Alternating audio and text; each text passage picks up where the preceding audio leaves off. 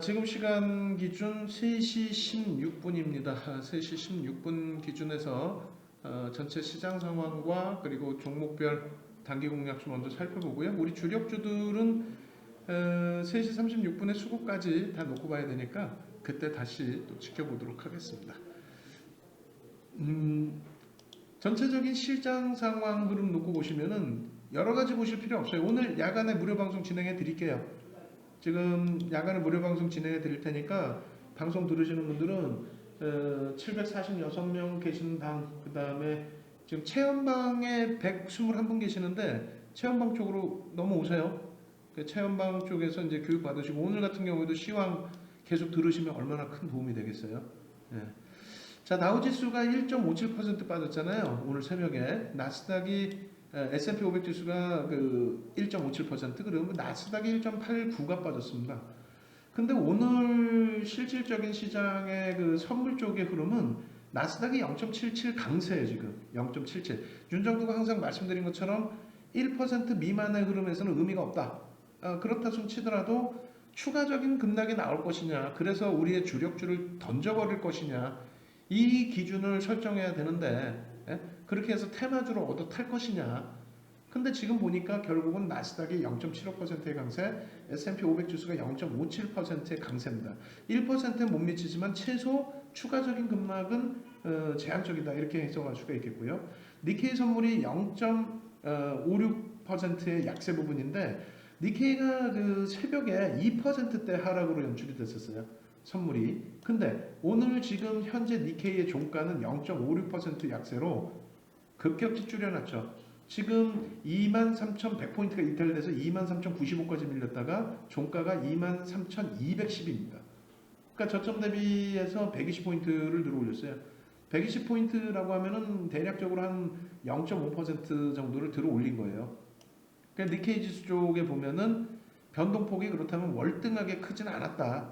조정폭 개장 초에 말씀드린 것처럼 지수의 조정폭의 기준에서 다소 제한적인 흐름, 조정폭에 대한 제한적인 흐름. 그러면 여기까지 글로벌 증시 놓고 보셨다면은 그 다음 놓고 보실 범위가 상품 가격하고 그리고 환율이라고 그랬죠. 상품 가격은 어때요? 전체 추세에서 상품 가격 변동성이 뭐 문제가 있나요? 전혀 문제 없죠, 지금. 음봉이 크게 떨어졌어요. 음봉이 크게 떨어진 건 뭐 어쩌라고? 뭐 문제 있어요? 경기가 급격하게 축소돼서 경기가 위축돼서 지금 떨어져 내려왔나요? 아니죠. 아니잖아요. 일반적으로 나올 수 있는 변동폭이고 추세 범위는 아직까지는 상승 기조 하단부에 부딪혀 있는 공간, 중국발 악재 요인이 있다 손 치더라도 그것이 사스를 넘어서는 수준까지는 현재로서는 아니다. 그렇다면은 그러한 흐름이 지금 당장 뭐 어떤 뭐 큰 재앙으로 와 있는 것이 아닌데 너무 과도하게 확대 해석하는 것은 아닌가. 그렇다고 우리가 단기 공략주에서 수익을 못 내는 것도 아니고 단기 공략주도 들어가는 그런 상황이잖아요. 결론적으로 주변 증시의 흐름도 긍정적으로 오늘 잘 마무리가 됐고요. 상품 가격 그 다음에 원달러 환율 부분에서도 무리가 없다라는 거죠. 지금 이게 굉장히 큰 문제가 된다면 원엔 그 엔달러의 기준에서 변동성이 어마어마하게 커져야 됩니다. 그러니까 엔화의 강세 부분이 굉장히 강하게 연출이 돼야 되겠죠. 무슨 얘기냐면은 엔화가 강세를 띠면서 적은 금액을 가지고 1달러를 바꿀 수 있어야 돼요. 109엔을 줘야 1달러를 살 수 있죠. 0.01 올랐다는 얘기예요. 엔화가 강세를 떼야 안전자산으로 회긴 거지. 말 같지도 않은 시장 해석들 뉴스 내용 보시면 뭐 할 거예요. 시장 금방 나오고 있는데 거기다 대놓고 아유 큰일 났어요, 난리 났어요. 뭐가 큰일 나고 뭐가 난리가 났는데, 큰일 나고 난리가 나려면 원달러 환율이 1200원을 훌쩍 넘겨야 되고요. 엔화가 어마어마한 강세를 떼야 돼요. 전혀 문제 없죠. 깊은 내용은 야간 무방에서 진행을 해드릴게요.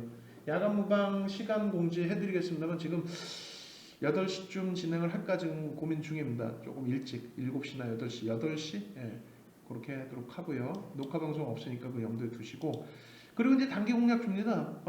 일단은 계속 조금 겁을 들였어요. 겁을 들여서 예를 들면 뭐 파루라든가 이런 쪽도 상한가 무너지면 일단 전량 차익 실현 이렇게 말씀드렸는데, 그 이유가 다음에 다시 또 공략을 해도 상관이 없어요. 무슨 얘기냐면은 여러분들이 나는 잘 대처할 수 있어, 고점을 잘 잡을 수 있어 이렇게 말씀을 하시지만 결국은 신라젠의 고점 못 잡으셨죠? 15만 원까지 올라갈 때 못 잡으셨잖아요. 기준을 자꾸 놓치고 욕심을 부리기 때문에 그렇습니다. HLB 같은 경우 지금 놓고 보시면은 오늘 윗꼬리 달고 쫙 내려갔어요. 근데 이 종목 같은 경우에 거래 대금이 사실상 1조까지 터졌던 종목이잖아요. 일본 기준에서 HLB 같은 경우 일본 기준에서 2만 원대에서부터 저기 고점까지 21만 3천 원까지 4천만 주대 종목이잖아요. 주식수가 4,200만 주짜리이기 때문에 1조 수준의 시가총액을 아주 짧은 구간에 특히 9월 말부터 해서의 그 급등 구간 그렇게 되면서 거의 뭐 8배 9배 시가총액 2위까지 그리고 시가총액을 거의 뭐 10조 수준까지 끌어올렸습니다. 아주 짧은 기간 동안에 최근에 보기 힘든 그런 흐름이었죠. 근데 이 종목 같은 경우에도 잘 판단해 보시면 이런 기준이 설정이 돼요. HLB의 흐름 놓고 보실 때에 여러분들이 이 시점에서 들어갈 수 있을까요? 예? 상한가 나와서 6만 원 찍을 때 들어갈 수 있을까요? 못 들어간단 말이에요. 이럴 때 들어갈 수 있을까요? 못 들어가요. 어지간해서 못 들어갑니다. 근데 이것을 왜 보여드리냐면 지금에서 놓고 보니까 지금 이 정도 위치에서 놓고 보니까 저 밑에는 낮은 가격처럼 보이잖아요. 착시 현상입니다. 로그 차트, 퍼센테이지 차트로 놓고 보시면 저기에 얼마나 큰 변동성인지를 확인할 수 있는 거예요. 2만 원에서부터 4만 원까지 올라온 이 구간도 한 달 만에 올라온 겁니다. 다시 4만 원에서 12만 원까지 올라가는 이 구간도 거의 뭐 한 달도 채 안 걸리는. 그러고 나서 고점을 찍고 내려올 때 여러분들이 제가 설정해 드리는 기준점 뭐예요? 갭상승이 나오고 거래량이 터질 때 들어간단 말이에요. 갭상승이 나오고 거래량이 터질 때. 그리고 양봉일 때. 이럴 때는 안 들어가는 거예요. 이럴 때 차익 실현하고 이럴 때 다 팔고 나오는 거예요. 무조건. 근데 문제는 이러한 종목군들을 그냥 뉴스 내용을 보고 지금의 우한폐렴처럼 뉴스 내용을 보고 야 끝내줘. 아니 지금 뭐 좀비 생겼어 좀비? 어디 뭐 좀비 나왔어 좀비? 뭐 영화 보듯이 무슨 뭐 영화 뭐 그런 상황이에요? 굉장히 어려운 상황이긴 하지만은 그게 영화 보듯이 그런 상황에 그 정도면은 주식시장, 금융시장 자체가 문을 열지를 못해요. 좀비들이 우구르가구르 하고 뭐 거래소 객장에 좀비들이 와서 살 뜯어먹고 앉아있는데 그 문 열겠어? 못 연단 말이에요. 결론적으로 이런 종목군들 HLB가 조정받을 때의 기준에서처럼 나는 고점을 잘 잡을 수 있어. 이런 그 흐름을 여러분들이 자신감으로 대처하기에는 무리수가 있다는 겁니다. 모나미 같은 종목도 애국심 마케팅 뭐 어쩌고 저쩌고 결국은 어때요? 고점을 놓치게 되면 낭패를 보죠.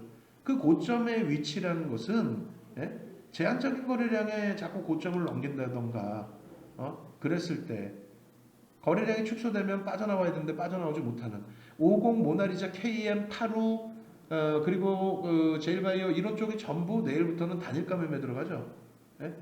단기 과열 지정 예고 들어가 있던 종목이기 때문에 다 단일가 매매. 그 다음에 어떻게 할 거예요? 시장에서 가격 반발력이 나오고 시장 반발력이 나오면 우한 폐렴에 대한 우려감이 소폭이나마 해소됐구나. 그렇게 되면 나머지 종목군들 50 모나리자 KM 이런 종목군들의 변동성 부분이 거래량이 축소되면서 제한적일 수밖에 없을 겁니다.